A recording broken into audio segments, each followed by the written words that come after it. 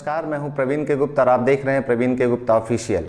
प्रस्तावना से संबंधित ये तीसरा वीडियो है और आज के वीडियो में हम लोग चर्चा करेंगे प्रस्तावना से संबंधित एक मूल प्रश्न पर कि क्या प्रस्तावना संविधान का भाग है या नहीं। इसी से संबंधित दो सप्लीमेंट्री क्वेश्चन पर भी चर्चा करेंगे, जिनमें से पहला सवाल ये है कि क्या प्रस्तावना में संशोधन किया जा सकता है या नहीं, और दूसरा प्रश्न ये है कि क्या संविधान की प्रस्तावना प्रवर्तनीय है या नहीं प्रवर्तनीय है, अर्थात क्या इसे हम न्यायालय द्वारा लागू करवा सकते हैं या नहीं करवा सकते। तो चलिए शुरू करते हैं आज का वीडियो।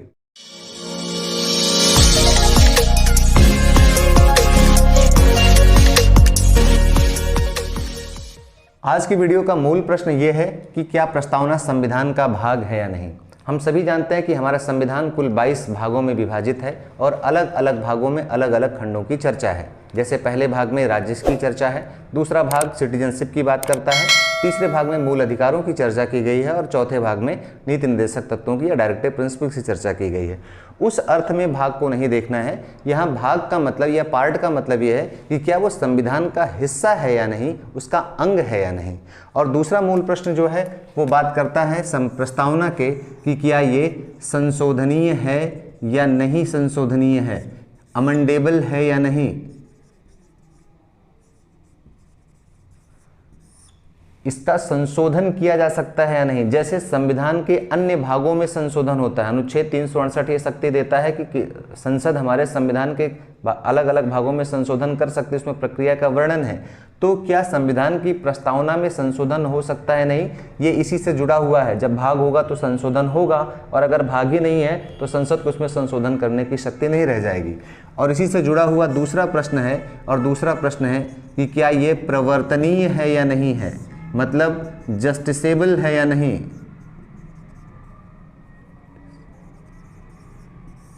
जस्टिसेबल कहने का मतलब यह है कि क्या इसे न्यायालय द्वारा लागू करवाया जा सकता है या नहीं। न्यायालय जो प्रस्तावना में निहित आदर्श हैं, जो संरचनाएं हैं, क्या उन्हें लागू करने के लिए सरकार को फोर्स कर सकती है, क्या आदेश जारी कर सकती है या नहीं। इन प्रश्नों पर चर्चा करेंगे, ठीक है।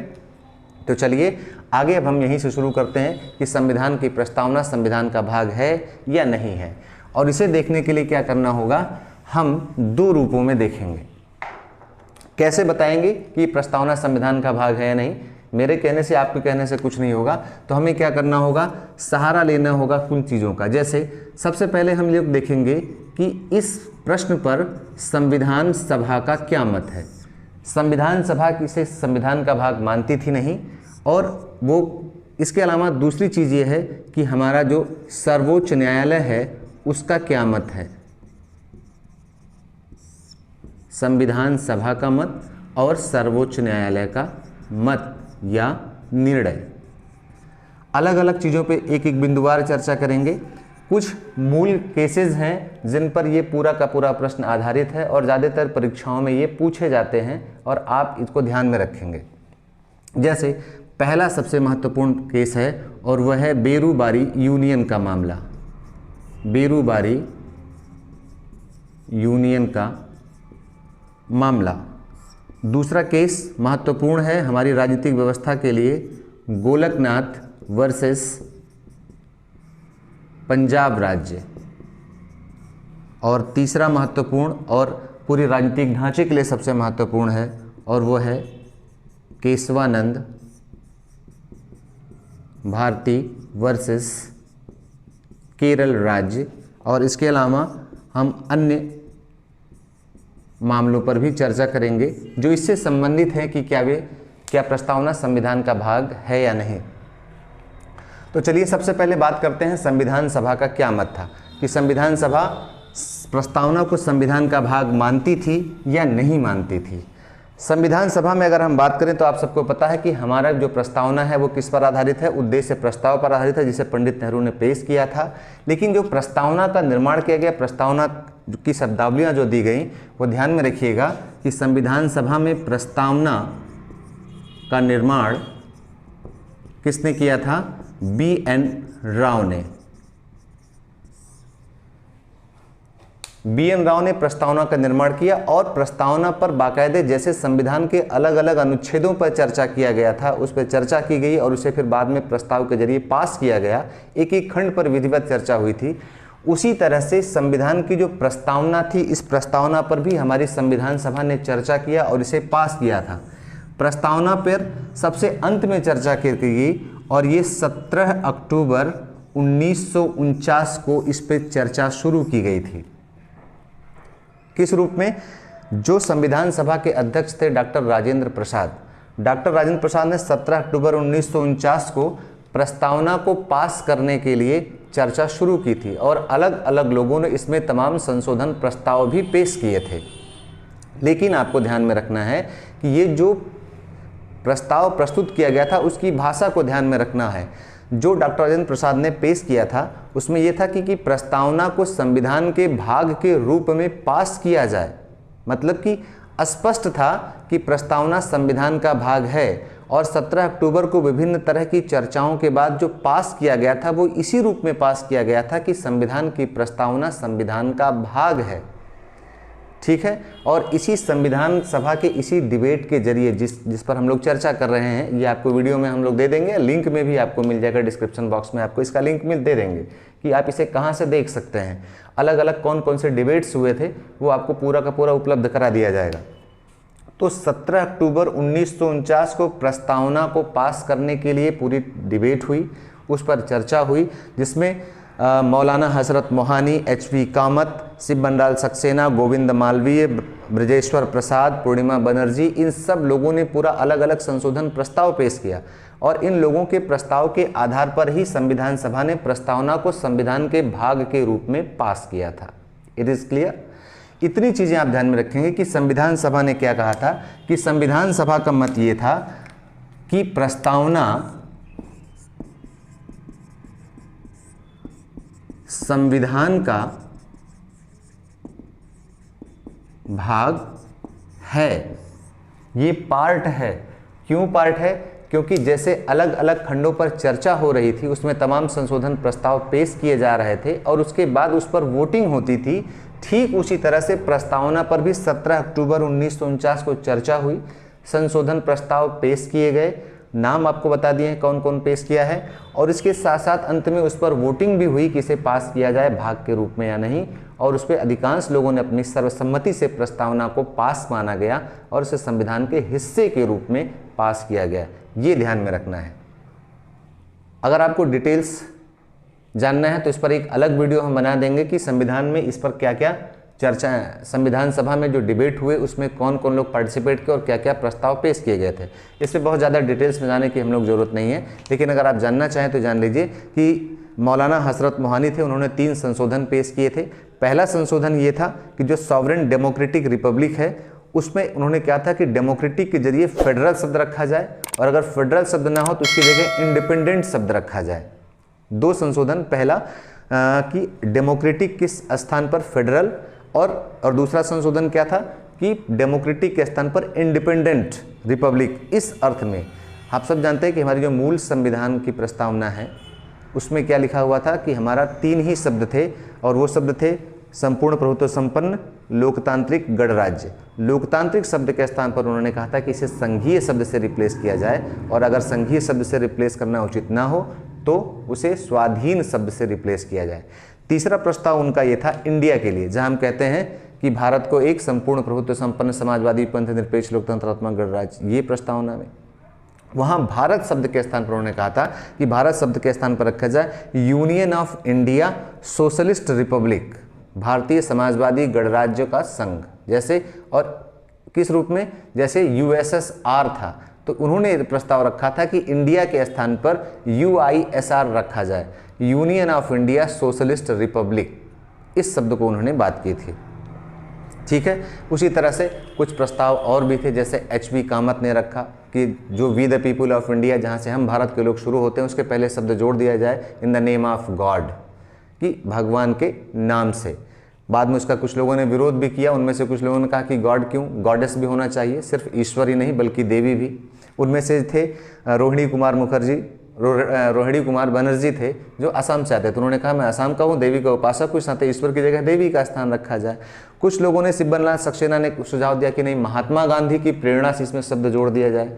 उसका भी विरोध किया लोगों ने कि महात्मा गांधी के आदर्शों पर इस संविधान का निर्माण नहीं हुआ है, बल्कि लोगों की इच्छाओं और आकांक्षाओं के अनुरूप हुआ है, साथ महात्मा गांधी का नाम प्रस्तावना में नहीं होना चाहिए। और बाद में उन्होंने उसे वापस ले लिया। इसके साथ साथ गोविंद मालवीय ने कहा कि परमात्मा की कृपा से शब्द जोड़ दिया जाए। ब्रजेश्वर प्रसाद ने एक बड़ा लंबा संशोधन पेश किया था जिसमें उन्होंने कहा कि सेकुलर कोऑपरेटिव कॉमनवेल्थ रखा जाए। और उसके अलावा जो लक्ष्य थे स्वतंत्रता, समानता, बंधुत्व, भाईचारा, इसके स्थान पर उन्होंने कहा था कि कुछ और लक्ष्य तय किए जाएं।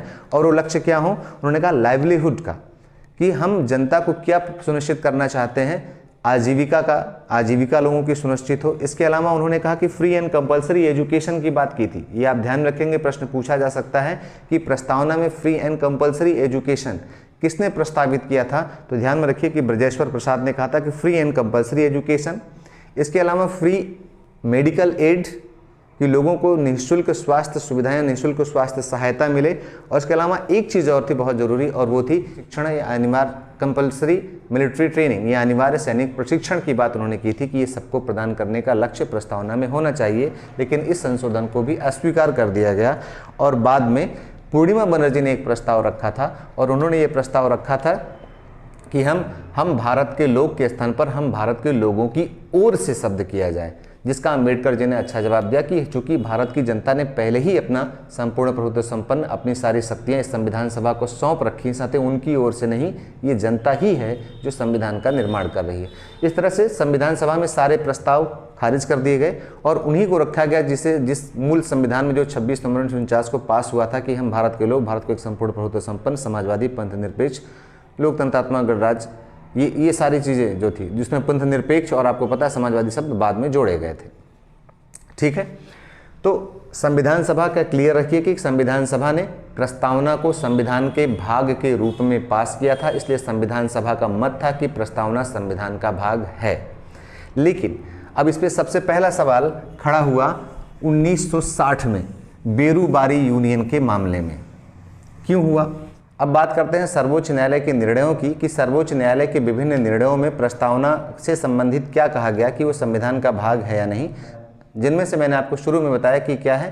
3 मुख्य निर्णय हैं जिन पर हम लोग चर्चा करेंगे, बेरूबारी यूनियन का मामला, गोलकनाथ का मामला और तीसरा केशवानंद भारती का मामला। तो एक एक करके सब पर चर्चा करते हैं। पहला महत्वपूर्ण मामला है बेरूबारी यूनियन का मामला। आप किताबों में पढ़ते होंगे इन री बेरूबारी यूनियन। देखते हैं क्या है। बेरूबारी कूच बिहार का एक हिस्सा था। आज़ादी से पहले कूच बिहार एक प्रिंसली स्टेट था। तो ध्यान में रखना है कि एक चीज़ कि बेरूबारी कूच बिहार का हिस्सा। दूसरा, 28 अगस्त 1949 को भारत सरकार व कूच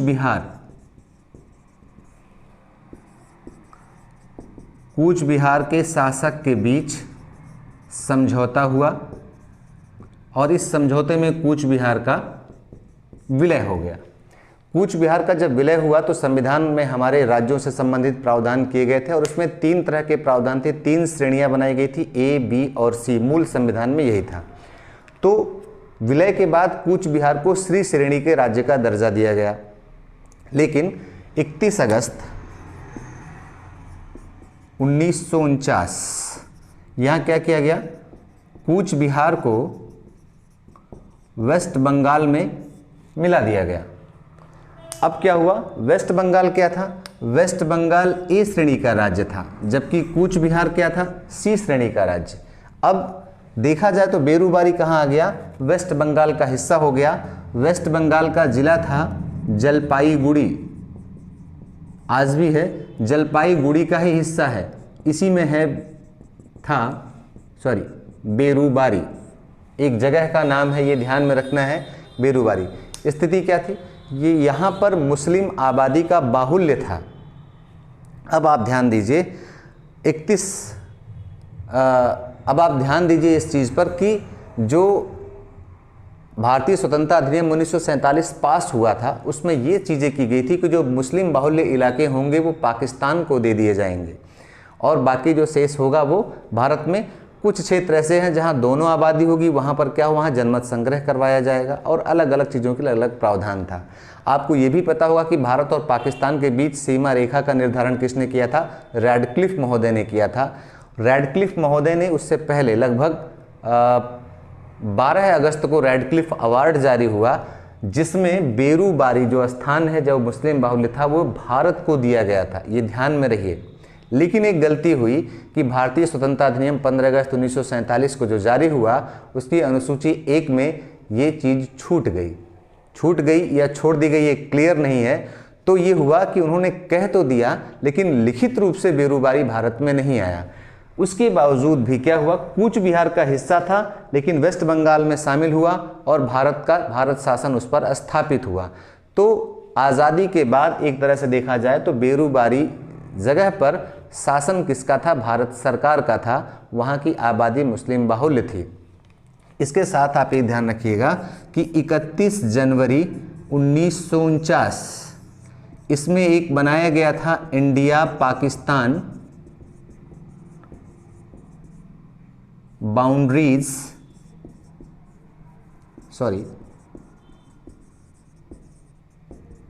ट्रिब्यूनल। भारत पाकिस्तान सीमा के निर्धारण के लिए एक न्यायाधिकरण का गठन भी किया गया था, जिसने अलग अलग जो भारत और पाकिस्तान के बीच सीमा विवाद थे उसका समाधान भी किए थे। लेकिन ये ध्यान में रहे कि इस ट्रिब्यूनल में बेरूबारी का मामला कभी नहीं गया, ये हमेशा बना रहा भारत में ही और भारत के हिस्से के रूप में भारत सरकार उस पर शासन करती रही। पहली बार बेरूबारी यूनियन का मामला आया और ये मामला आया 1952 में, पाकिस्तान ने इस पर विवाद क्रिएट किया। तो बेरूबारी यूनियन का पहला विवाद 1952 में क्या हुआ, पाकिस्तान ने इस क्षेत्र पर अपना दावा किया, पाकिस्तान का दावा कि ये क्षेत्र हमारा है क्योंकि ये मुस्लिम बाहुल्य और भारतीय स्वतंत्रता अधिनियम के अनुरूप मुस्लिम बाहुल्य क्षेत्र पाकिस्तान को दिए जाने चाहिए। ठीक है, और ये 1952 से लेकर के 1958 तक विवाद इस पर बना रहा। अंत में 1958 में पाकिस्तानी प्रधानमंत्री उस समय के थे पाकिस्तानी पीएम फिरोज शाह नून और भारतीय पीएम पंडित नेहरू, इनके बीच नेहरू नून समझौता हुआ। 10 बिंदुओं पर समझौता था जिसमें बेरूबारी यूनियन के मामले को सुलझाया गया और समझौता क्या हुआ कि आधा हिस्सा भारत को मिलेगा और आधा हिस्सा पाकिस्तान को मिलेगा। इस समझौते के होने के बाद पश्चिम बंगाल की सरकार और वहाँ के लोग इससे नाराज़ हुए और जब इस समझौते के प्रवर्तन की बारी आई तो सरकार भी दुविधा में पड़ गई। सरकार की दुविधा 2 बिंदुओं को लेकर के थी। पहला बिंदु ये था कि क्या इस समझौते को लागू करवाने के लिए कि किसी विधायी कार्रवाई की आवश्यकता है या नहीं, और दूसरा अगर विधायी कार्रवाई की आवश्यकता है तो वो कौन सा संविधान का अनुच्छेद है जो सरकार को ये शक्ति देता है कि वो अपने हिस्से को किसी दूसरे राज्य को दे सकता है, किसी दूसरे देश को दे सकता है या नहीं। अगर आपने पढ़ा और आगे हम लोग पढ़ेंगे, अगर जिन लोगों ने पढ़ा वो ध्यान रखे होंगे कि अनुच्छेद 1 में भारत के राज्य क्षेत्रों की चर्चा है। उसमें क्या चर्चा है? उसमें है कि भारत के राज्य क्षेत्र में कौन से शामिल होंगे, राज्यों के राज्य क्षेत्र और संघ राज्य क्षेत्र। तीसरी चीज़ है अर्जित राज्य क्षेत्र की, एक्वायर्ड टेरिटरी भी शामिल होगी। प्रश्न ये था कि एक्वायर्ड टेरिटरी का मतलब है लेना ही या एक्वायर्ड में देना भी शामिल है, ये क्लियर नहीं था। दूसरे बिंदु ये था अनुच्छेद 3 को लेकर के। अनुच्छेद 3 में आप सबको पता होगा और नहीं पता है तो जान लीजिए कि अनुच्छेद 3 में राज्यों की सीमा का निर्धारण, उनके नाम का परिवर्तन, उनकी बाउंड्रीज सरकार, केंद्र सरकार घटा सकती है या बढ़ा सकती है। प्रश्न था कि क्या ये अंदरूनी मामले के लिए है या सरकार अपनी ज़मीन को किसी दूसरे को दे सकती है। ठीक है, इसी बात को लेकर के दुविधा में हुई कि सरकार कि क्या बेरूबारी का जो हिस्सा आधा दिया जा रहा है पाकिस्तान को, उसके लिए कि क्या संविधान में संशोधन की आवश्यकता है, और अगर संशोधन हो तो अनुच्छेद 3 के जरिए हो या अनुच्छेद 368 के जरिए हो। प्रश्न ये भी था कि अर्जित राज्य क्षेत्र में सिर्फ लेना ही है या देना भी शामिल है। इस बात की दुविधा को लेकर के अंततः तत्कालीन राष्ट्रपति ने क्या किया, सर्वोच्च न्यायालय से परामर्श मांगा, अनुच्छेद 143 का प्रयोग किया। अनुच्छेद 143 जो संविधान का है, आप सबको पता है कि उसमें राष्ट्रपति संविधान से सर्वोच्च न्यायालय से परामर्श संवैधानिक मामलों पर या किसी भी मामले पर मांग सकता है, और सर्वोच्च न्यायालय लेकिन तो उस पर देने के लिए बाध्य नहीं है, और देता भी है तो राष्ट्रपति उसे मानने के लिए बाध्य नहीं है। इसीलिए बेरूबारी यूनियन के जब हम पढ़ते हैं तो आप किताबों में देखे होंगे लिखा होता है इन री बेरूबारी यूनियन, ठीक है, मतलब इन रेफरेंस। इस मामले को क्या था, कोई केस कोई मुकदमा नहीं था, लेकिन जो भी मामला सर्वोच्च न्यायालय में अनुच्छेद 143 के तहत जाता है, आर्टिकल 143, यहीं पर ध्यान में रखिएगा किससे संबंधित है, सर्वोच्च न्यायालय के परामर्शी क्षेत्राधिकार से। जो भी मामला राष्ट्रपति परामर्श मांगता है सर्वोच्च न्यायालय से, उस मामले पर पूरी तरह सुनवाई वैसे ही होती है जैसे किसी मुकदमे की होती है। तो यहाँ पर भी केंद्र सरकार का भी पक्ष सुना और भी लोगों का पक्ष सुना गया, और उसके बाद बेरूबारी यूनियन में फैसला आया। अब आप देखिए कि मुख्य चुनौती क्या थी, मुख्य समस्या क्या थी इसमें। बेरूबारी यूनियन के मामले में मुख्य समस्या एक थी, पहली ये थी जो सरकार का तर्क था। सरकार का तर्क था पहली चीज कि संघ सूची की जो प्रविष्टि 14 है, ध्यान में रखिएगा, ये संघ सरकार को क्या करता है, अंतर्राष्ट्रीय समझौते, संधियां, एग्रीमेंट, ये सब किसमें शामिल है, संघ सूची में। तो इसका मतलब है कि केंद्र सरकार को पूरी शक्ति है कि वो किसी तरह का अंतर्राष्ट्रीय संधि या समझौते कर सकती है। इसके अलावा अनुच्छेद 245, आर्टिकल 245, अनुच्छेद 245 क्या कहता है कि संघ सरकार या संसद भारत के पूरे राज्य क्षेत्र के लिए कानून बना सकती है। तीसरा था अनुच्छेद 248, अवशिष्ट शक्तियां केंद्र में या संसद, जो विषय संघ सूची राज्य सूची में शामिल नहीं होंगे या समवर्ती सूची में शामिल नहीं होंगे, उन पर कानून बनाने का अधिकार संसद को या संघ सरकार को होगा। इसके अलावा अनुच्छेद था आर्टिकल 253, अंतर्राष्ट्रीय करारों संधियों को लागू करवाने के लिए सरकार कानून बना सकती है, भले ही वे राज्य सूची के विषय से संबंधित हों। तो ये देखा जाए तो अनुच्छेद 14, 245, 248 और 253 केंद्र सरकार को पूरी तरह से पावर देते थे कि वे किसी भी तरह का संविधान में संशोधन कर सकती है, कोई कानून बना सकती है। समस्या क्या थी, समस्या दो चीज़ों को लेकर के थी, और वहीं से जुड़ता है आपकी प्रस्तावना। जब हम लोग बात करते हैं कि प्रस्तावना संविधान का हिस्सा है या नहीं, तो कहाँ से समस्या आती है, यही मूल समस्या प्रस्तावना की। प्रस्तावना में एक शब्द है लोकतांत्रिक गणराज्य, सबने पढ़ा होगा, उस समय भी था, और दूसरा शब्द था संप्रभुता या सॉवरेंटी। लोकतांत्रिक गणराज्य का मतलब क्या था कि सरकार के पास जो शक्ति है, प्रश्न क्या आया समस्या, कि सरकार को सभी शक्ति कहाँ से मिलती है, जनता से मिलती है। क्लियर है, लोकतंत्र का मतलब यही था कि सरकार के पास टोटल पावर कहाँ से आई है, जनता से। प्रश्न क्या उठा, प्रश्न उठा तो क्या यह सरकार जो जनता द्वारा निर्मित है, जनता को ही दूसरे देश को सौंप सकती है इस शक्ति का प्रयोग करके। क्यों ऐसा मामला, क्योंकि बेरूबारी यूनियन का जो आधा हिस्सा पाकिस्तान के पास जा रहा था, वो क्या था, उसमें रहने वाले लोग भी पाकिस्तान को ट्रांसफर हो रहे थे। तो पहला प्रश्न कि लोकतांत्रिक गणराज्य प्रस्तावना में शब्द है, और इस शब्द का मतलब है कि सरकार की सभी शक्तियां जनता से प्राप्त हैं, जनता इसी शक्ति का उपयोग करके, सरकार इस शक्ति का उपयोग करके क्या जनता को दूसरे देश को ट्रांसफर कर दे। दूसरा संप्रभुता का मतलब था क्या, अपने आंतरिक और बाह्य मामलों का नियंत्रण। संप्रभुता में था अर्जित राज्य क्षेत्र की संप्रभुत शक्ति का प्रयोग करके सरकार किसी भी क्षेत्र को अर्जित कर सकती है। तो संप्रभुता का समस्या फिर यहाँ आई, और यहाँ दूसरा प्रश्न उठा, क्या संप्रभुता का अर्थ, क्या संप्रभुता का अर्थ है कि सरकार अपने क्षेत्र को दूसरे देश को सौंप सकती है। अगर ऐसा कर सकती है तो इसका मतलब है कि कोई संप्रभु सरकार अपने आप को पूरा का पूरा दूसरे देश को सौंप दे। क्या इसे संप्रभु शक्ति कहा जाएगा? संप्रभु शक्ति की सीमा में क्या ये शामिल है या नहीं शामिल है? इन्हीं प्रश्नों को लेकर, क्योंकि बेरूबारी यूनियन का कुछ हिस्सा दिया जा रहा था, लोग भी दिए जा रहे थे, इन प्रश्नों का समाधान करना जरूरी था और यही प्रश्न उठाए गए। राष्ट्रपति ने कौन से 2 प्रश्न उठाए, ये तो मुख्य समस्या थी। राष्ट्रपति ने जो रेफरेंस के लिए भेजा, पहला प्रश्न यही था कि क्या किसी विधायी कार्रवाई की आवश्यकता है इस नून और नेहरू समझौते को लागू करने के लिए, और दूसरा प्रश्न ये था कि क्या अगर आवश्यकता है, यदि हाँ तो क्या अनुच्छेद 3 के जरिए किया जाए या अनुच्छेद 368 के जरिए। क्लियर है? मुख्य समस्या यही थी। और इस मामले में जो सर्वोच्च न्यायालय ने निर्णय दिया वो संविधान सभा की भावना के बिल्कुल विपरीत था, और यहीं से ये विवाद क्रिएट हो गया कि क्या प्रस्तावना संविधान का भाग है या नहीं।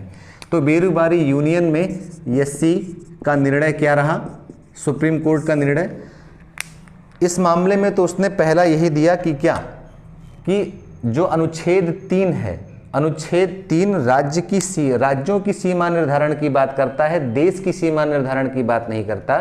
तो राज्यों की सीमा में परिवर्धन करने का अधिकार तो केंद्र सरकार को अनुच्छेद 3 देता है, ठीक है। लेकिन अगर देश की सीमा का निर्धारण करना है तो किसके जरिए होगा? वो अनुच्छेद 368 के जरिए ही किया जा सकता है, जरिए ही भूमि अन्य देश को सौंपी जा सकती है। तो पहले प्रश्न का उत्तर दे दिया कि हाँ, विधायी कार्यवाही की आवश्यकता है, कानून बनाना पड़ेगा, संविधान में संशोधन करना पड़ेगा। और दूसरे प्रश्न का भी उत्तर दिया कि अनुच्छेद 3 के जरिए नहीं बल्कि किसके जरिए होगा? अनुच्छेद 368 के जरिए होगा, और इसीलिए आज तक चला रहा है उसी में। लेकिन कोट किया गया इन चीज़ों को कि लोकतांत्रिक और संप्रभुता का क्या अर्थ होगा। तो संप्रभुता के अर्थ बताया कि हाँ, संप्रभुता की शक्ति में अर्जित क्षेत्र को लेना भी शामिल है और देना भी शामिल है। अर्जित का मतलब लेना भी और देना, दोनों चीज़ें आएंगी। और संप्रभु सरकार का मतलब यही होता है कि किसी क्षेत्र को अर्जित कर सकती है अथवा किसी क्षेत्र को दे सकती है। होल सोल आंतरिक और बाह्य मामलों का निर्धारण केंद्र सरकार के हाथ में है। ये क्लियर हो गया। लोकतांत्रिक गणराज्य में भी ये इसका अर्थ है कि लोकतांत्रिक का मतलब है कि सरकार अगर लोगों की से सत्ता प्राप्त कर रही है, शक्ति प्राप्त कर रही है, तो लोगों की सहमति से ही वो फिर किसी दूसरे देश को ट्रांसफ़र किए जा सकते हैं। और लोगों की सहमति कौन, क्योंकि संसद को पहले ही मिली होती है।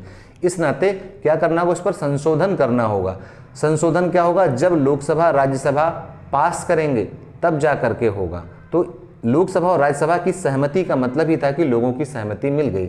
इसीलिए कहा कि 368 के जरिए ही भूमि दूसरे देश को सौंपी जा सकती है, अनुच्छेद 3 के जरिए नहीं सौंपी जा सकती।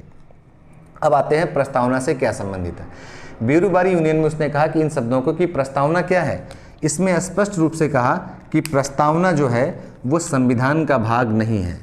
ये ध्यान में रखिएगा। उसने कहा कि प्रस्तावना संविधान निर्माताओं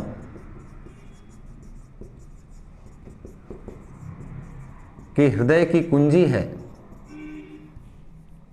या उनके मस्तिष्क की कुंजी है।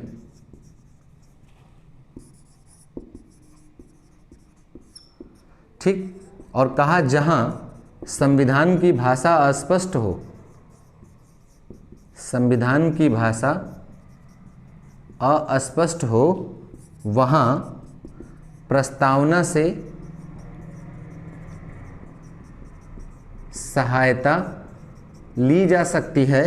किंतु बट लगा दिया। किंतु क्या? किंतु कहा कि प्रस्तावना संविधान का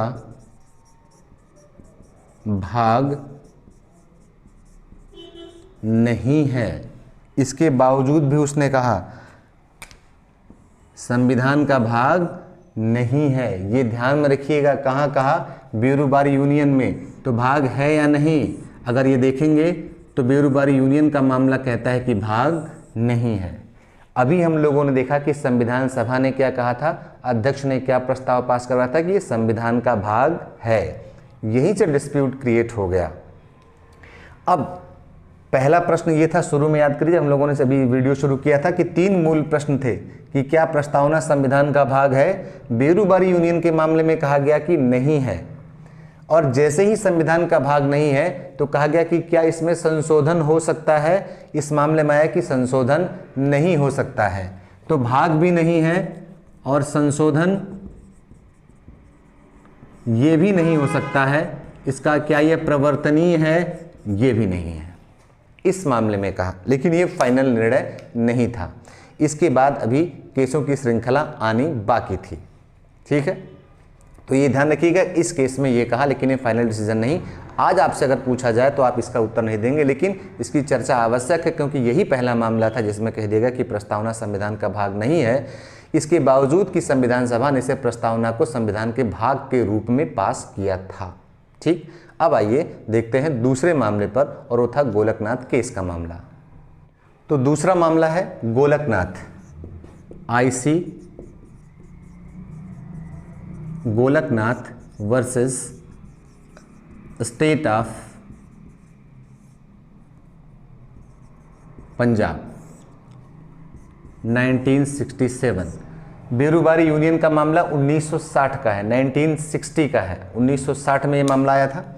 दूसरा IC Golaknath versus state of Punjab, Golaknath बनाम पंजाब राज्य का मामला 1967 में, सुप्रीम कोर्ट में मामला गया 1965 में।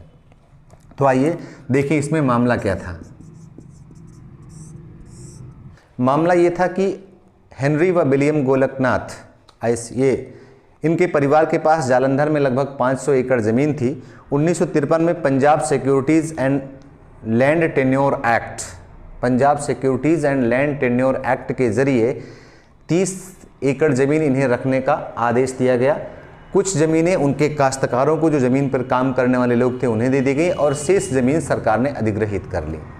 इसके विरुद्ध गोलकनाथ का परिवार जो था वो उच्च न्यायालय गया, लेकिन उच्च न्यायालय से उन्हें कोई राहत नहीं मिली, और अंततः 1965 में इस मामले को सुप्रीम कोर्ट में लेकर के गया। मामला क्या था? 3 चीज़ें चुनौती दी गई इस मामले में। चुनौती दी गई, पहली चुनौती क्या थी? चुनौती का आधार क्या था? चुनौती का आधार पहला था आर्टिकल 14, 19(1)(f), 19(1)(g। ठीक है, और इसके अलावा एक चुनौती और दी गई, और वो चुनौती थी 17वां संशोधन। बताते हैं अभी क्या है। इस मामले में गोलकनाथ ने या गोलकनाथ के वकील ने सुप्रीम कोर्ट में तर्क दिया कि अनुच्छेद 14 विधि के समक्ष समता और विधियों के समान संरक्षण का हमें मूल अधिकार देता है।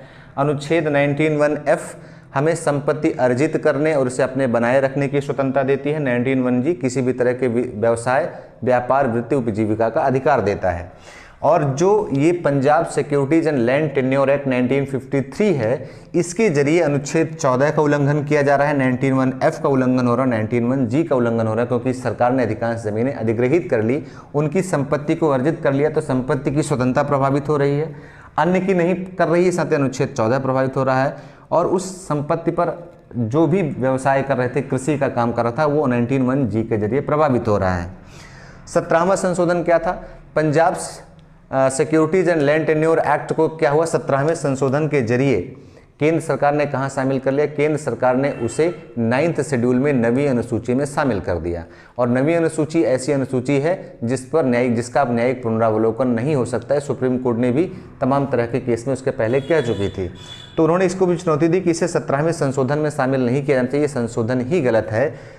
उनकी चुनौती ये थी कि सरकार संशोधन के जरिए मूल अधिकारों को कम या न्यून नहीं कर सकती है। ठीक है, इस मामले को लेकर के पूरा का पूरा मामला था। इस मामले में सर्वोच्च न्यायालय, इसको ये ध्यान रखिएगा कि इस मामले का जो निर्णय आया उससे गोलकनाथ को कोई राहत नहीं मिली, लेकिन एक नई चीज क्रिएट कर दी सुप्रीम कोर्ट ने। और इस केस में सुप्रीम कोर्ट ने निर्णय दिया कि सरकार अनुच्छेद 368 के जरिए संसद को या केंद्र सरकार को संशोधन की शक्ति ही प्राप्त नहीं है। उन्होंने स्पष्ट कहा कि अनुच्छेद 368 सिर्फ संशोधन की प्रक्रिया बताता है, संशोधन के जरिए मूल अधिकारों में संशोधन नहीं किया जा सकता है। लेकिन 17वें संशोधन को उन्होंने बरकरार रखा, ये ध्यान में रखिएगा।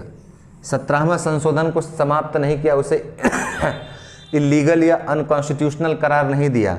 और इसके लिए क्या किया, ये ध्यान रखिएगा, डॉक्ट्रिन है एक, doctrine of perspective, over ruling.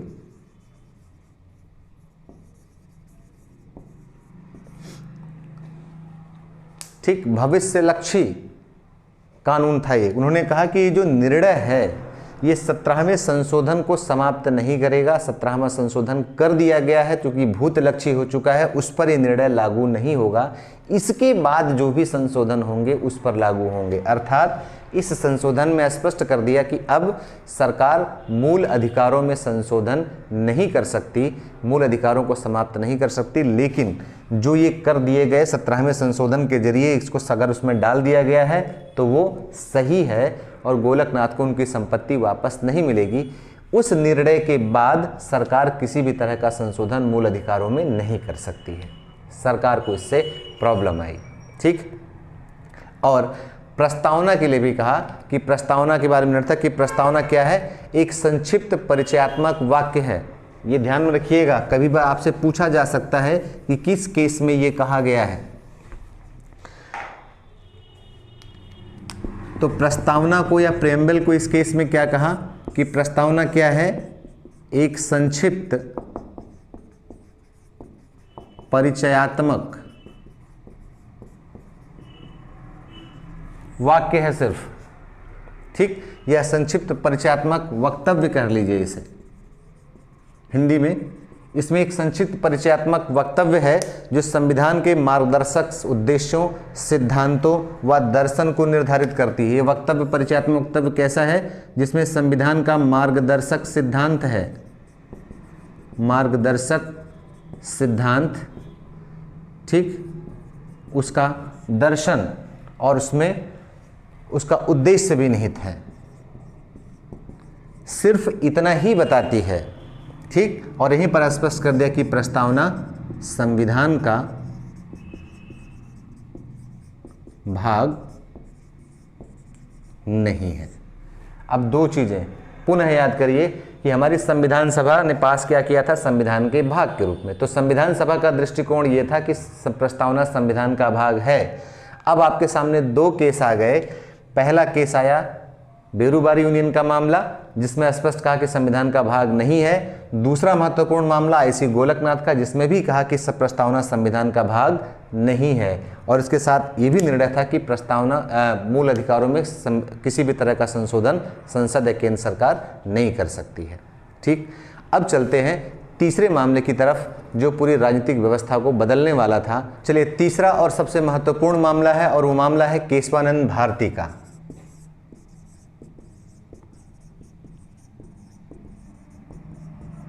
Keshavananda Bharti versus Kerala राज्य 1973, 1973 ध्यान में रखना है।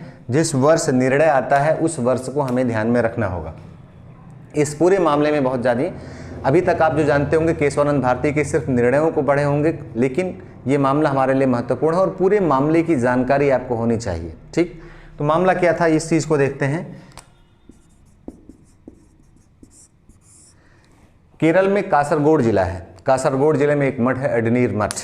एडनीर मठ की स्थापना माना जाता है तोतकाचार्य ने किया था। तोतकाचार्य कौन थे, जो आदि गुरु शंकराचार्य थे, उनके शिष्य थे। तो एक तरह से एडनीर मठ को केरल का जो है वो क्षेत्रीय, जो शंकराचार्य की क्षेत्रीय पीठ है उसका दर्जा है, उसे केरल का शंकराचार्य या केरल का जो क्षेत्रीय मठ है उसे माना जाता है। तो 1960 में लगभग केशवानंद भारती अपने गुरु की मृत्यु के बाद उनके उत्तराधिकारी बने और एडनीर मठ के वो इंचार्ज हुए। एडनीर मठ के शंकराचार्य कहलाए। तो केरल के शंकराचार्य के रूप में ये फेमस थे केशवानंद भारती। 20 वर्ष की आयु में ही स्थापित किया, लगभग 60 वर्षों तक उसके शंकराचार्य बने रहे। उसी समय जो केरल में वामपंथी सरकार थी जिसका नेतृत्व कर रहे थे नंबूदरीपाद, बहुत बड़े राजनीतिक विचारक भी थे। केरल की वामपंथी सरकार या नंबूदरीपाद की सरकार ने केरल भूमि सुधार अधिनियम लेकर के आई। केरल भूमि सुधार अधिनियम 1963, 1963 में। और इसके साथ साथ कई तरह के भूमि सुधार अधिनियम थे। इन भूमि सुधार अधिनियमों के जरिए सरकार जो आर्थिक बराबरी थी या आर्थिक असमानता को समाप्त करने के लिए, आर्थिक बराबरी स्थापित करने के लिए भूमि सुधार के कार्यक्रम लेकर के आई थी। और विभिन्न भूमि सुधार अधिनियमों के जरिए जो संपत्तियां थी, भूमि थी, वो भूमिहीनों में वितरित की जा रही थी। केरल भूमि सुधार अधिनियम के 1963 के जरिए, जिसमें बाद में संशोधन भी किया गया, ये 1969 और 1971, इसमें 2 संशोधन भी किए गए। इस अधिनियम के जरिए जो एडनीर मठ था, एडनीर मठ की लगभग 300 से 400 एकड़ जमीनें सरकार ने अधिग्रहित करके भूमिहीनों में वितरित कर दी। ठीक है, एडनीर मठ क्या करता था, एडनीर मठ के पास इतनी हजारों एकड़ की जो ज़मीनें थी उसमें तमाम तरह के सामाजिक कार्य भी करते थे, जिसमें स्कूल, अस्पताल, नृत्य, शिक्षा के केंद्र बहुत सारी चीज़ें वो पूरा मठ संचालित करता था। जब इस अधिनियम के जरिए मठ की संपत्ति या भूमि ले ली गई, इसको चैलेंज किया हाई कोर्ट में, हाई कोर्ट से राहत नहीं मिली तो सुप्रीम कोर्ट में चैलेंज किया। लेकिन अब ध्यान में रखिएगा कि इसी के साथ साथ कुछ चीज़ें और हुई। 29वें संशोधन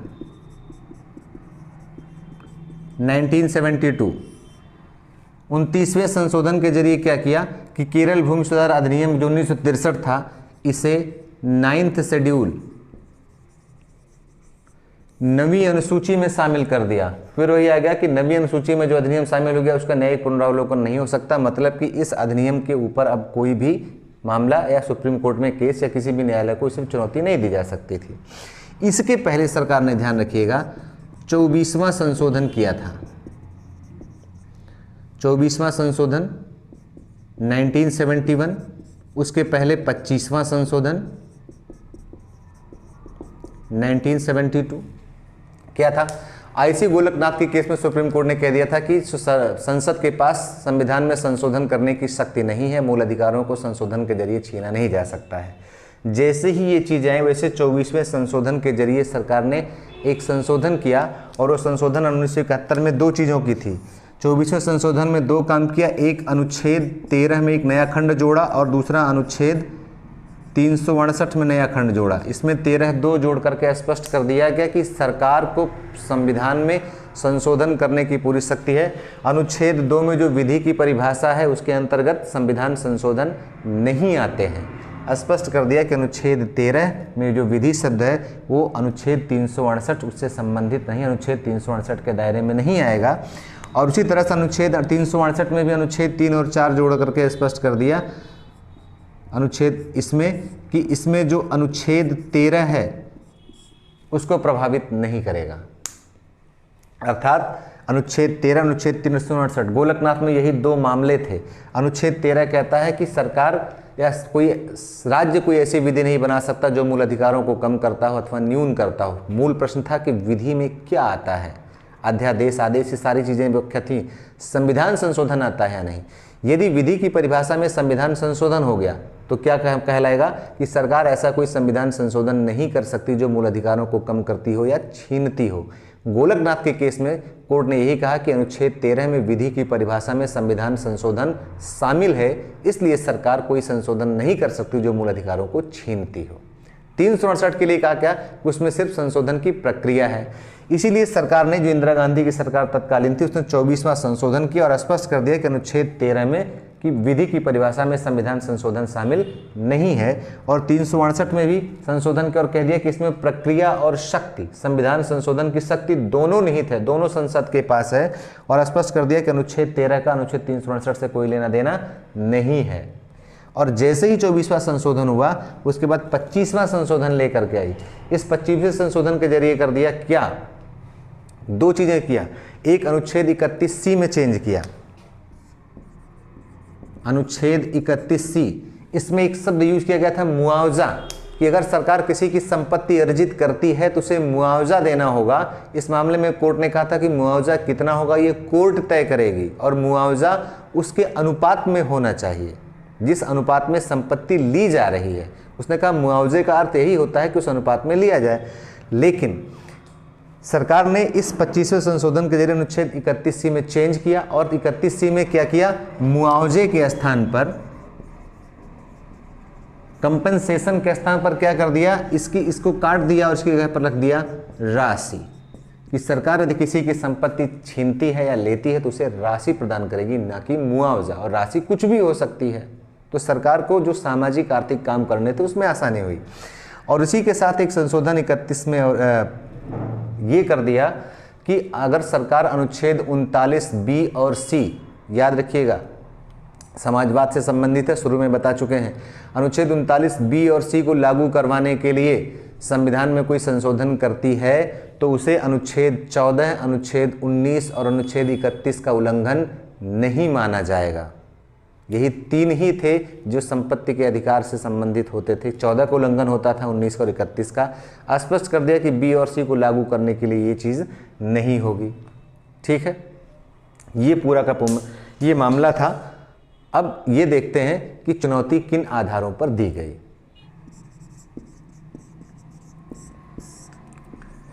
इक्कीस मार्च 1970, इस दिन केशवानंद भारती की तरफ से नानी पालकीवाला, जो सुप्रसिद्ध वकील उस समय के थे, उन्होंने 21 मार्च 1970 को अनुच्छेद 32 के आधार पर सुप्रीम कोर्ट में रिट फाइल की। अनुच्छेद 32 कहता है यदि मूल अधिकारों का उल्लंघन होता है तो सर्वोच्च न्यायालय की शरण ले सकते हैं। चुनौती का आधार क्या था? चुनौती का आधार था अनुच्छेद 14, अनुच्छेद 19(1)(f), अनुच्छेद 25 और अनुच्छेद 26। अनुच्छेद 14 समानता के आधार पर, अनुच्छेद 19(1)(f) ये संपत्ति की स्वतंत्रता थी। अनुच्छेद 25 किसी भी धर्म को मानने, आचरण करने, विचरण करने की स्वतंत्रता, और अनुच्छेद 26 किसी भी धार्मिक संप्रदाय को संपत्ति के अर्जन और स्वामित्व की स्वतंत्रता थी। उन्होंने कहा कि जो केरल भूमि सुधार अधिनियम था और जिसे 9th शेड्यूल में शामिल कर लिया गया है, वो हमारे अनुच्छेद 14, 19(1)(f), 25 और 26 को शामिल करते हैं। इसी के साथ साथ उन्होंने 24वें और 25वें संशोधन को भी चुनौती दी। नानी पालकीवाला ने, याद रखिएगा ये नाम सबसे महत्वपूर्ण है। क्यों महत्वपूर्ण है? अभी इसी नानी पालकीवाला मेमोरियल ट्रस्ट की एक जो वार्षिक सभा होती है उसमें जो है अभी हमारे CJ चंद्रचूड़ ने बताया है, और उसमें इस मामले को फिर से उल्लेख किया कि केशवानंद भारती का मामला जो है वो भारतीय राजनीतिक व्यवस्था के महत्वपूर्ण मोड़ है, जहाँ पर दिया गया था मामला कौन सा? केशवानंद भारती में आपको याद होगा जो मूल संरचना का सिद्धांत है, बेसिक स्ट्रक्चर थ्योरी, उन्होंने कहा ये कहाँ से उधर नानी पालकीवाला के प्रयासों से ही निकल करके आया था। इसलिए ध्यान रखिएगा कि नानी पालकीवाला के माध्यम से केशवानंद भारती ने 21 मार्च 1977 को अनुच्छेद 32 के आधार पर अनुच्छेद 14, अनुच्छेद 19(f) और अनुच्छेद 25 और 26 के संरक्षण का लाभ लेते हुए कि इनका उल्लंघन हो रहा है, केरल भूमि सुधार अधिनियम 29वें संशोधन, 24वें संशोधन और 25वें संशोधन की वैधता को चुनौती दी। ठीक है, ये मामला बड़ा फेमस रहा। उस समय केशवानंद भारती को भी कुछ ये नहीं पता था कि उनका नाम क्यों निकल करके आता था। जब ये मामले की सुनवाई हो रही थी, बड़ी फेमस थी, रोज़ अखबारों में निकलता था और अपने शिष्यों से ये पूछते थे कि मेरा नाम क्यों आ रहा है। बड़ी इंटरेस्टिंग बात यह है कि नानी पालकीवाला और केशवानंद भारती जो उनके वकील थे, केशवानंद भारती के, यानी इन दोनों की कभी मुलाकात नहीं हुई।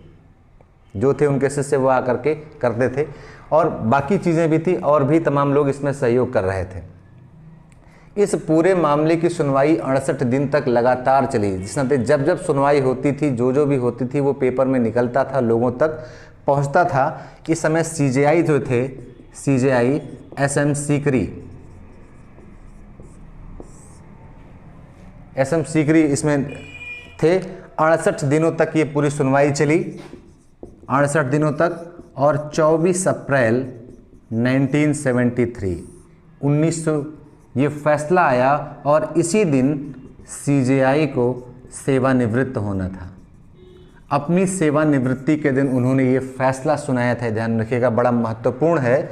अगर रिटायर होते तो शायद कुछ और भी चीज़ें हो सकती थी, लेकिन उसी दिन से, और इसका दुष्परिणाम भी इनको मिला। इनके साथ आपको मालूम है कि इस पूरे मामले में 13 जजों की बेंच थी, और इस 7 और 6 के उससे फैसला आया था।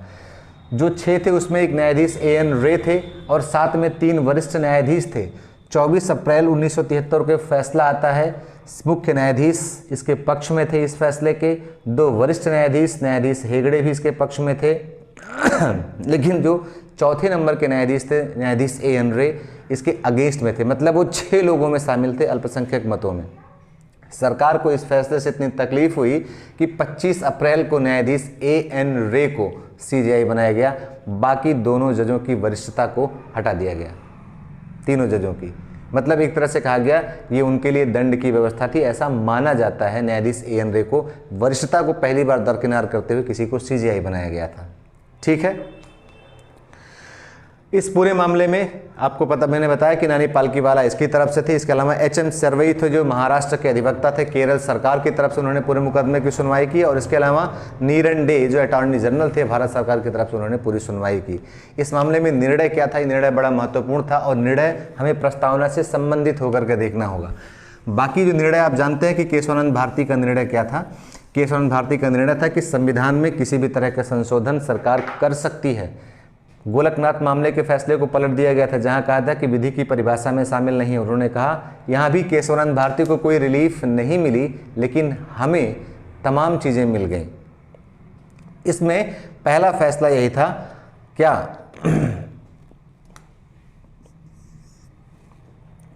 कि अनुच्छेद 368 संसद को किसी भी मामले में पूरी तरह संशोधन की शक्ति देता है, संशोधन की प्रक्रिया बताता है, और पूरे संविधान में संसद चाहे तो संशोधन कर सकती है, लेकिन बेसिक स्ट्रक्चर के सीमा में। मतलब कि वो मूल संरचना में संविधान में संशोधन नहीं कर सकती है। प्रस्तावना से संबंधित जो निर्णय है आज हम लोग यहाँ देखेंगे, जब मूल अधिकार पढ़ेंगे तब इसकी फिर से चर्चा करेंगे। तो प्रस्तावना से संबंधित क्या निर्णय था, उसमें यह था, पहला ध्यान रखिएगा, उसने कहा कि संवैधानिक कानून व संविधान ये दो अलग अलग चीजें हैं। कॉन्स्टिट्यूशनल लॉ और कॉन्स्टिट्यूशन बोथ आर डिफरेंट, ये दोनों अलग अलग चीजें हैं। और उन्होंने कहा कि इन दो चीजों को समझने में गलती की दोनों केस में, बेरूबारी यूनियन के मामले में भी और गोलकनाथ के मामले में भी ये गलती की गई कि संवैधानिक कानून और संविधान दोनों को एक मान लिया गया। उसमें कहा गया कि जो संवैधानिक कानून की प्रस्तावना होती है वो सिर्फ परिचय को व्यक्त करती है, वो कानून का सिर्फ एक छोटा सा परिचय देती है, लेकिन जो संविधान की प्रस्तावना वो बिल्कुल डिफरेंट है। संविधान एक अलग चीज़ है, संवैधानिक कानून अलग चीज़ है। तो इसमें पहला फैसला प्रस्तावना से संबंधित ये था कि संवैधानिक कानून और संविधान के बीच अंतर ना समझने के कारण, नोट कर लीजिए, संविधान के बीच अंतर ना समझने के कारण गोलकनाथ व बेरूबारी दोनों को कोट किया।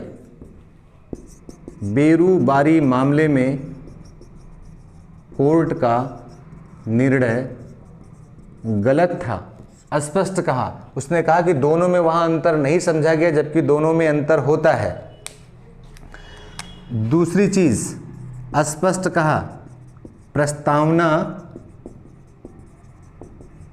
संविधान का अंग है, ये ध्यान में रखिएगा। It is the part of constitution, preamble is the part of constitution. पहली बार डिक्लेयर किया न्यायालय ने। इसके पहले जितने भी मामले सब में कहा था कि प्रस्तावना संविधान का अंग नहीं है, यह स्पष्ट कह दिया कि प्रस्तावना संविधान का अंग है। क्यों है वहीं स्पष्ट किया और लिखा, क्योंकि प्रस्तावना को संविधान का हिस्सा बनाने के लिए सदस्यों ने वोट या मत दिया था। संविधान सभा का उल्लेख किया कि संविधान सभा में जब प्रस्तावना को क्या किया गया, प्रस्तावना को एज ए पार्ट के रूप में प्रस्ताव के जरिए शामिल किया गया, और जब प्रस्ताव ये आया कि शामिल किया जाए इसे पार्ट के रूप में, संविधान के भाग के रूप में नहीं, तो सदस्यों ने वोट के जरिए उसे शामिल किया था। इसलिए कहा कि प्रस्तावना संविधान का अंग है, और ये प्रस्तावना किसकी है, संविधान की, और ये प्रस्तावना बाकी सारे कानूनों की प्रस्तावना से बिल्कुल अलग है। इसलिए यहाँ पर इसे प्रस्तावना संविधान का अंग माना जाएगा। और तीसरी चीज क्यों कहा प्रस्तावना क्या है, तीसरी चीज उसने कहा कि पूरा हमारा जो संविधान है, संविधान क्या है, ये प्रस्तावना का अनुसरण करता है। आपसे ये प्रश्न पूछा जा सकता है कि किस केस में कहा गया कि संविधान प्रस्तावना का अनुसरण करता है, तो इसका उत्तर क्या होगा? केशवानंद भारती। याद रहेगा, केशवानंद भारती वर्सेस केरल राज्य, इसी केस में कहा गया है। ठीक है, इसके अलावा और क्या है? चौथी चीज पर आते हैं जो सबसे महत्वपूर्ण है। चौथी चीज कहता है कि प्रस्तावना अनुच्छेद 5, 6, 7 के साथ 26 नवंबर 1949 को लागू किया गया था। आपको ये पता होगा कि हमारे संविधान के कई प्रावधान ऐसे थे, उनमें से अनुच्छेद 5, 6, 7 और कुछ अस्थायी प्रावधान थे जो संविधान जिस दिन निर्मित हुआ 26 नवंबर 1949 को उसी दिन लागू हो गए, और शेष संविधान 26 जनवरी 1950 को लागू हुआ। तो ये ध्यान में रहे कि प्रस्तावना भी अनुच्छेद 5, 6, 7 के साथ उसी दिन लागू हुआ।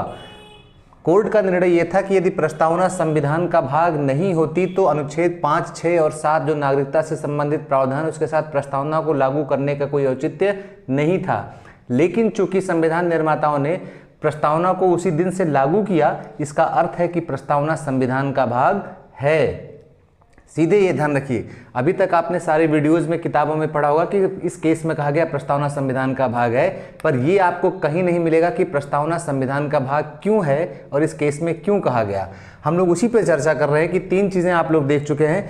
पहला था कि संवैधानिक कानून व संविधान के बीच अंतर होता है, बाकी दोनों मामलों में ये अंतर कोर्ट ने नहीं किया, इसीलिए वहाँ कह दिया कि संविधान का भाग नहीं है, जबकि उसने कहा कि संवैधानिक कानून और संविधान इन दोनों में अंतर है। संविधान की प्रस्तावना क्या है? बिल्कुल डिफरेंट चीज़ है, और वो अलग अलग पूरे संविधान की व्याख्या करते हैं, उसके उद्देश्यों को स्पष्ट करते हैं। संविधान निर्माताओं के मस्तिष्क की कुंजी है, अस्पष्टता को स्पष्ट करती है कि जहाँ कहीं भी संविधान में अस्पष्टता होगी तो इस नाते वो है।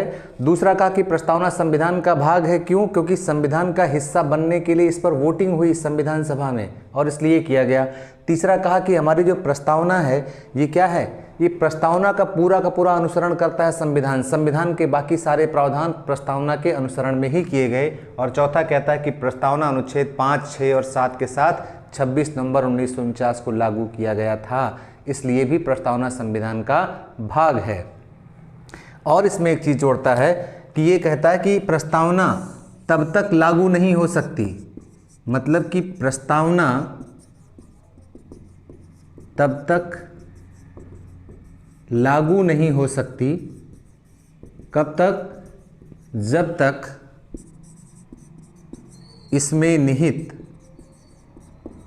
जो शब्द है, शब्द क्या है? अधिनियमित, इस खंड को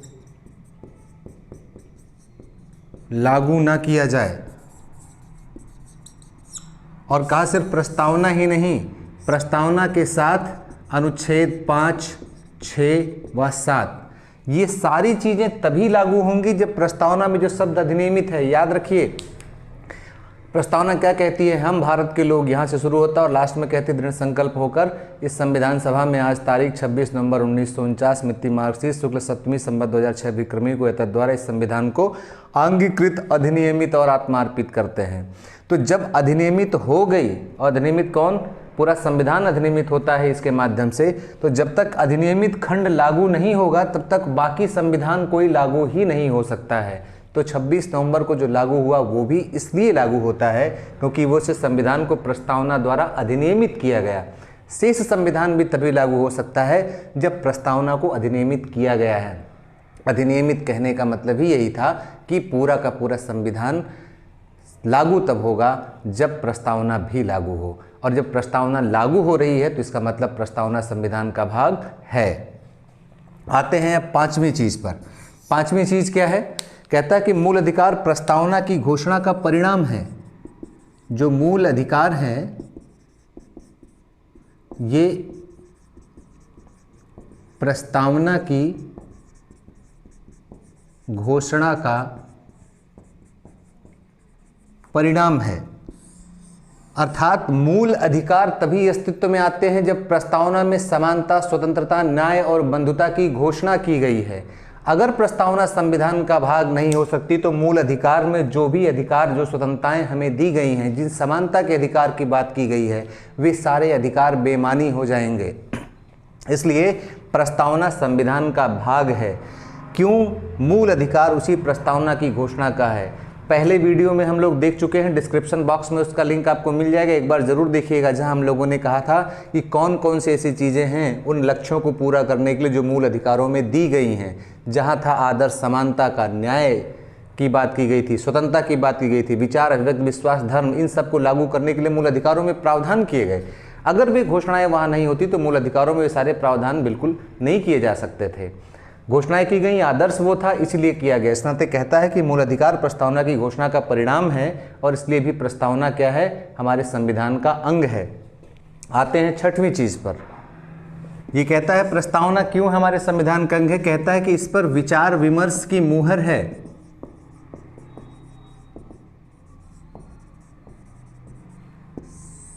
ठीक, जबकि सामान्य प्रस्तावना जो होती है तो इस नाते ये सामान्य प्रस्तावना की तरह नहीं है। जो सामान्य कानूनों में प्रस्तावना होती है उस प्रस्तावना पर कोई विचार नहीं होता है, बल्कि सामान्य कानून के विभिन्न खंडों पर, उसके धाराओं पर चर्चा होती है, प्रस्तावना पर कभी चर्चा नहीं होती है। इसलिए कहता है कि वे प्रस्तावना हो सकता है उस कानून के भाग ना हो, लेकिन संविधान की प्रस्तावना क्या है? संविधान सभा में पूरा विचार विमर्श किया गया है और इसलिए ये है। संविधान निर्माताओं ने कहा था कि जो संविधान निर्माता हैं इसका विशेष महत्व दिया था। संविधान निर्माताओं ने इस पर विशेष महत्व दिया था। कई लोगों ने ये कहा, जब संविधान सभा का वाद विवाद आप पढ़ेंगे, जिसका लिंक आपको मिल जाएगा यहाँ पर, मैं आपको PDF अवेलेबल करा दूंगा, नीचे आप डिस्क्रिप्शन बॉक्स में देख लीजिएगा।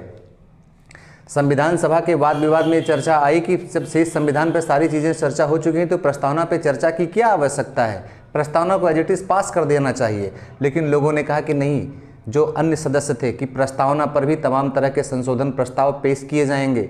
कई लोग ऐसे थे जो कहते थे कि प्रस्तावना जो बनाई गई है डॉक्टर BN राव द्वारा वो ठीक नहीं है, उस पर भी चर्चा होनी चाहिए और प्रस्तावना संविधान के अनुरूप होनी चाहिए, या प्रस्तावना जो संविधान में बातें कही गई हैं उसी के अनुरूप प्रस्तावना में होना चाहिए। इसलिए क्या हुआ कि संविधान निर्माताओं ने उस पर महत्व दिया कि नहीं, इस पर होना चाहिए। और ये अभी हमने शुरू में बता दिया कि इस पर 13 अक्टूबर 1949 को चर्चा हुई, अलग अलग तरह के संशोधन पेश किए गए और उनमें जो स्वीकार हुए कुछ अस्वीकार हुए, लेकिन सर्वसम्मति से इसे पास किया गया। तो इसीलिए संविधान निर्माताओं ने कहा था कि आवश्यक है, एक एक शब्दों पर चर्चा हुई कि ये शब्द क्यों शामिल किए गए, सोशलिस्ट क्यों शामिल नहीं किया जा सकता था, बाकी चीज़ें क्यों शामिल नहीं की जा सकती थी, in the name of God ये शब्द क्यों नहीं शामिल किए जा सकते थे। इसके लिए अलग वीडियो आपको मिलेगा, पूरी संविधान प्रस्तावना पर जो होगी संविधान सभा के वाद विवाद, इस पर हम चर्चा करेंगे कि क्या संविधान में कौन कौन से संशोधन प्रस्तावित किए गए थे। आप उसको देख लीजिएगा, बाद में इस पर एक वीडियो जरूर आपको बनाऊंगा। चैनल पर बने रहिए, सब्सक्राइब कर लीजिए ताकि आपको मिलती रहेंगी। इसके अलावा मैं कहा कि प्रस्तावना क्या है? प्रस्तावना जो मुख्य चीज़ थी, सॉरी ये छठवीं चीज़ हो गई, और अब हम आते हैं सातवीं चीज़ पर। वो कहता है कि प्रस्तावना अंततः जो पूरा संविधान था, संविधान के प्रकाश में तय किया गया था।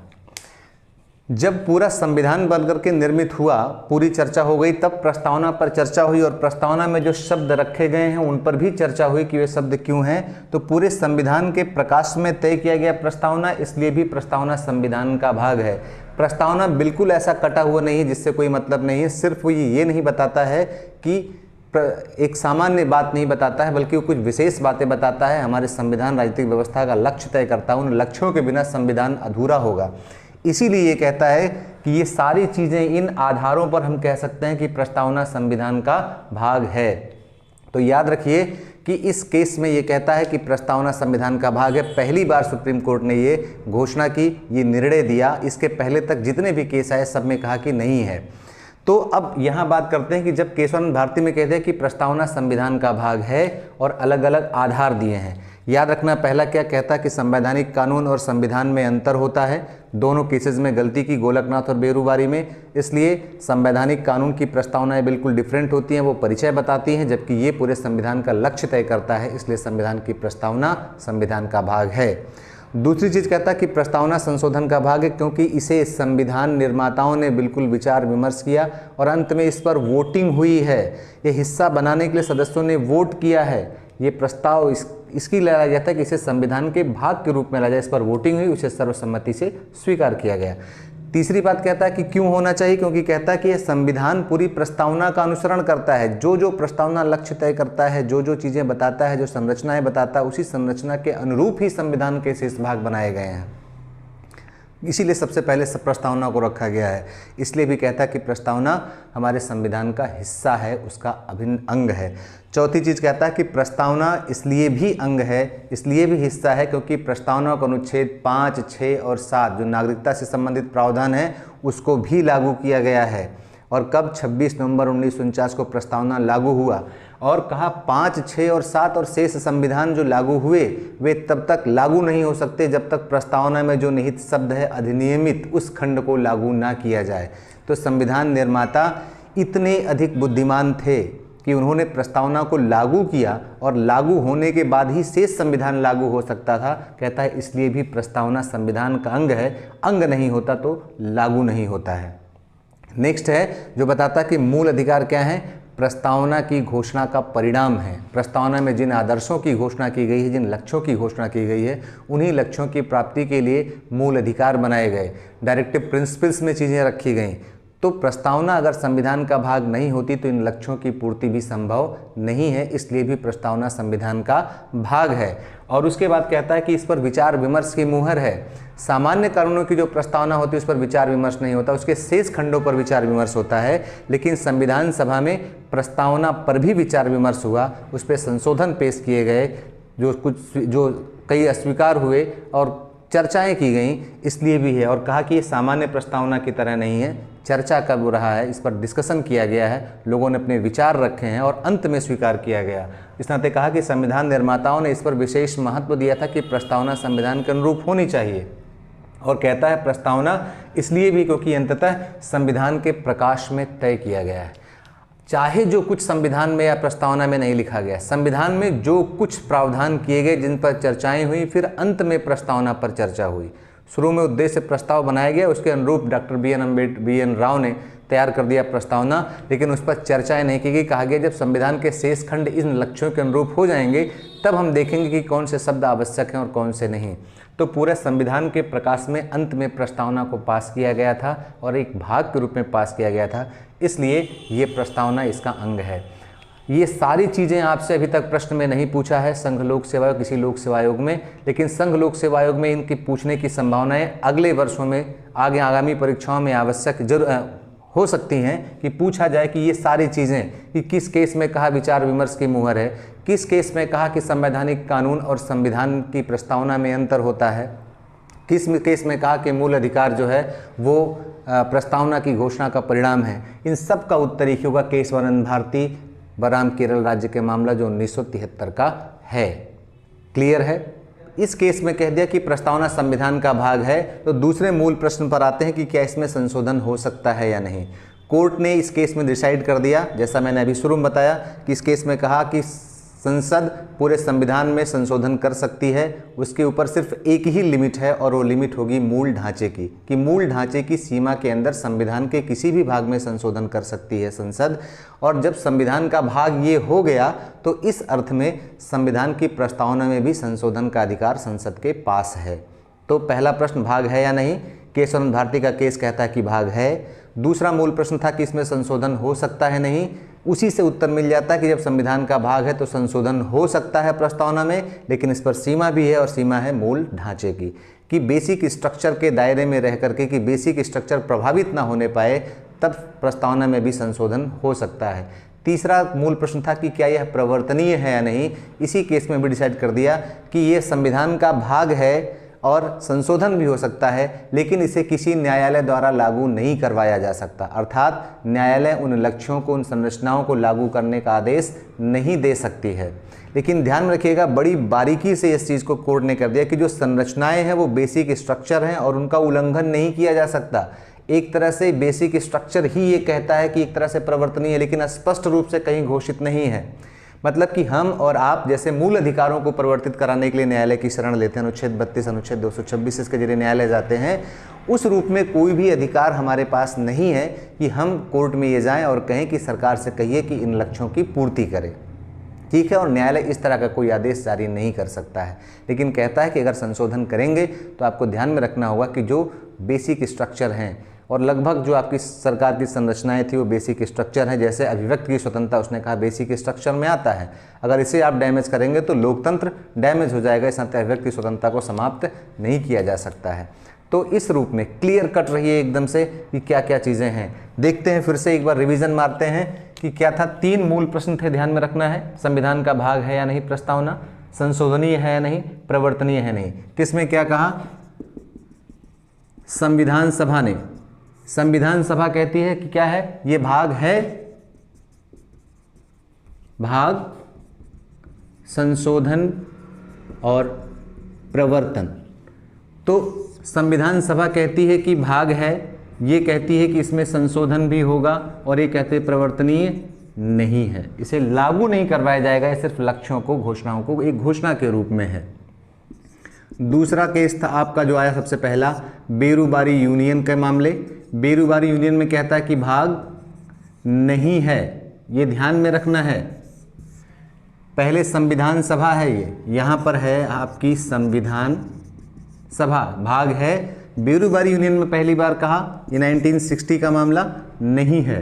संशोधन जब भाग नहीं है तो संशोधन भी नहीं हो सकता, प्रवर्तन भी नहीं हो सकता है। उसके बाद गोलकनाथ का मामला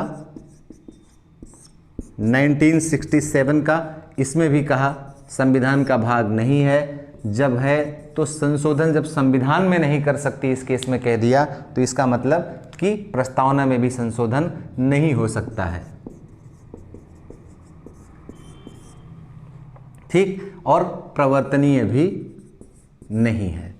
इसके बाद आता है केशवानंद भारती का मामला, केशवानंद भारती 1973, इसमें कहा भाग है। ठीक, संशोधन हो सकता है, लेकिन लिमिट है। लिमिट किस चीज़ की? बेसिक स्ट्रक्चर थ्योरी की। बेसिक स्ट्रक्चर प्रभावित ना होने पाए, पर प्रवर्तनीय नहीं है। मतलब कि इस बारे में लेकर के कोई विवाद नहीं कि प्रस्तावना को न्यायालयों द्वारा लागू करवाया जा सकता नहीं, सभी कहते हैं कि नहीं, लेकिन भाग और संशोधन को लेकर के मतभेद रहे हैं। वर्तमान स्थिति यही है कि संविधान का भाग है, इसमें संशोधन हो सकता है, लेकिन उसका मूल ढांचा प्रभावित नहीं होना चाहिए। इसके बाद हमने आपसे बताया था कि कुछ अन्य मामलों पर भी चर्चा करेंगे। वे अन्य मामले कौन से हैं? अन्य मामले सेम उसी तरह से चलते रहेंगे, जैसे एक 1980 का मामला मिनर्वा मिल्स बनाम भारत संघ। इस मामले में भी कहा कि संविधान की प्रस्तावना जो है संविधान का भाग है, सेम चीज वही। यहां कहा कि इस नाते इसमें संशोधन भी हो सकता है, ये भी सेम। ठीक, एक 1994 का मामला था एसआर बम्बई का मामला।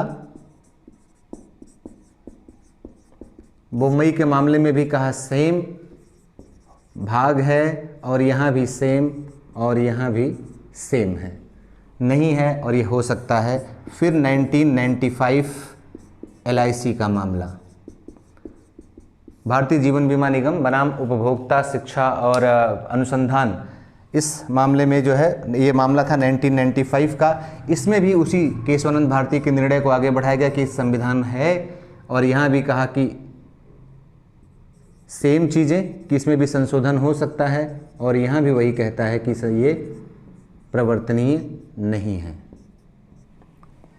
तो अभी वर्तमान सिचुएशन यही है, केशवानंद भारती का मामला ही आगे चल रहा है। उस नाते कहते हैं कि हमारी राजनीतिक व्यवस्था में एक बहुत महत्वपूर्ण मोड़ के रूप में आता है केशवानंद भारती का मामला।